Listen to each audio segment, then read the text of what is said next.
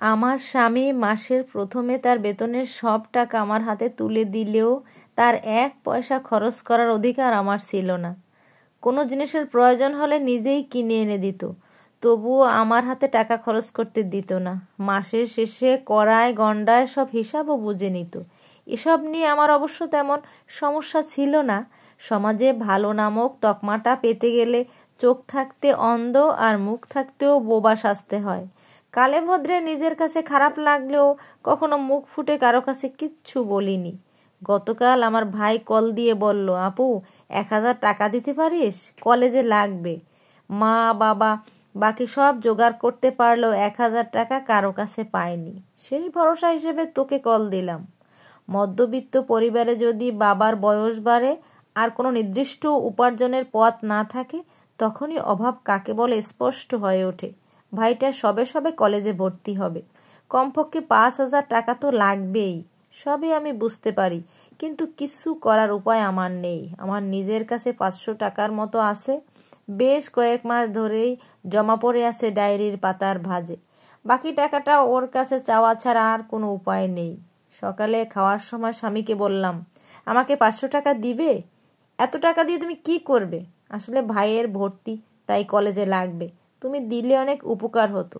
কেন, তোমার বাপ মা সব মরে গেছে নাকি যে তোমার ভাইয়ের কলেজে ভর্তির টাকা আমার দেওয়া লাগবে?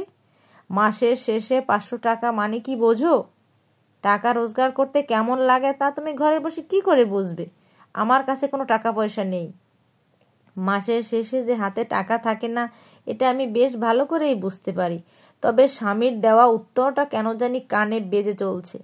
কলেজে ভর্তি হওয়া যে 500 টাকায় হয় না, তা আমার স্বামীকে আলাদাভাবে বলে দেওয়ার দরকার না, নিজে থেকেই সে বুঝতে পারে। সেদিনের পর থেকে কখনো স্বামীর কাছে টাকা চাওয়ার প্রয়োজন পড়েনি আমার। খুব বেশি প্রয়োজন হলেও নিজের জন্য বা বাপের বাড়ির কারোর জন্য কিচ্ছু চাইনি। আমার স্বামী অবশ্য সেদিন অফিস থেকে ফেরার পথে কেজিখানেক গরুর গোশত আর পোলাওর চাল এনে বলেছিল বিরিয়ানি রাঁধতে। অনেক দিন খাওয়া হয়নি, তার জন্য রান্না করেছিলাম ঠিকই, কিন্তু আমার গলা দিয়ে অমন সুস্বাদু খাবার নামেনি। পরের দিন আমার ভাই এসেছিল অনেক আশা করে। বিয়ের আগে কয়েকটা টিউশনি করাতাম, তখন বোনের কাছে কিছু আবদার করলে না পাওয়া হয়নি। সেই ভরসা নিয়েই হয়তো এসেছিল। বুঝতে পারেনি তার বোন আজ আর অবিবাহিত নেই, তাদের পরিবারের সদস্য নেই। সমাজের মতে বিয়ের পর মেয়েদের স্বামী সন্তানই সব। মা বাবা ভাই বোন নেহাত তার বাড়ির আত্মীয় মাত্র। যুগ যুগ ধরে চলে আসছে এই নিয়ম। এই নিয়মের ব্যতিক্রম আজও হয়নি। কেউ কেউ অতিরিক্ত ভাগ্যবতী বলে এই নিয়ম তাদের স্পর্শ করতে পারেনি। তাদের ব্যাপার হয়তো আলাদা। ছোটবেলায় খালামণি একজোড়া নূপুর বানিয়ে দিয়েছিল, তেমন পায়ে দেওয়া হয়নি। সেই নূপুর জোড়া ভাইয়ের হাতে তুলে দিয়ে বলেছিলাম, মাসের শেষ, তোর দুলাভাইয়ের কাছে টাকা নেই, এই জোড়া বিক্রি করে দে, আমি তো এসব পড়ি না। ভাই হাত পেতে নূপুর জোড়া নিতেছিল বটে, তবে চোখের পানিটা আড়াল করতে পারেনি।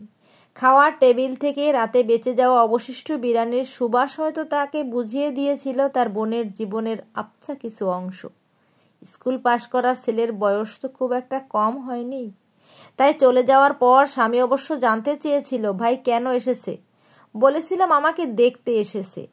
আমার কাছে থাকা তার বেতনের অবশিষ্ট টাকাগুলো গুনতে গুনতে বলছিল, তা ওকে খেতে বললে না কেন? শালাবাবুর তো বিরিয়ানি অনেক পছন্দের।